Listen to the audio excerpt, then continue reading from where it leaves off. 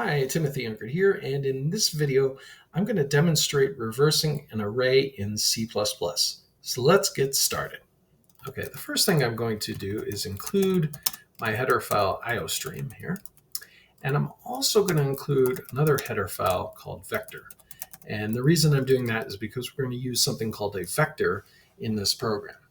All right, I'm going to create my main function, so I just type int main with an open and closing parentheses, just like that. And then my code goes inside the open and closing curly braces. So the first thing I'm going to do is create a vector of type string. And I do it just like this, with the word vector and then a left and a right brackets with the type inside. And then I'm going to do a space and the name, which is going to be empty underscore ARR for empty array.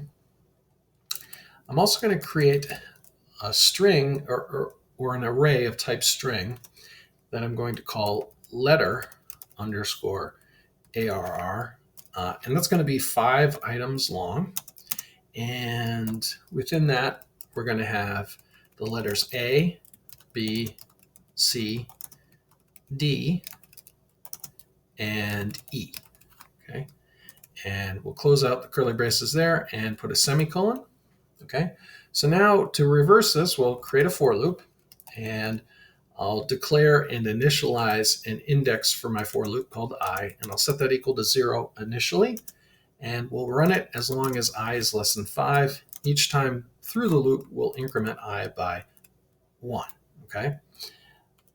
Within that, I'm going to take this vector called empty underscore array, and I'm going to use this C++ method called pushback, and we're going to push back the letter array, but the last index of a 5-item array is index 4. So we're going to take 4 and we're going to subtract I. So each time through, we're going to push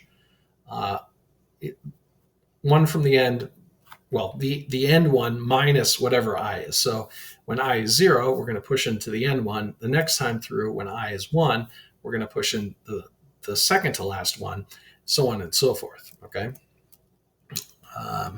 And I'll close out the parentheses there, close out the semicolon, and we'll close out the loop. Okay. We're going to create a second for loop where we're going to initialize another index. Let's call that J. We'll set that equal to 0. Same thing, we'll keep J less than 5, and we'll increment J each time throughout the loop. And what we're going to do is we're going to write to the screen the empty underscore array at position J. And we're going to just end it. We're not going to end the line there, though.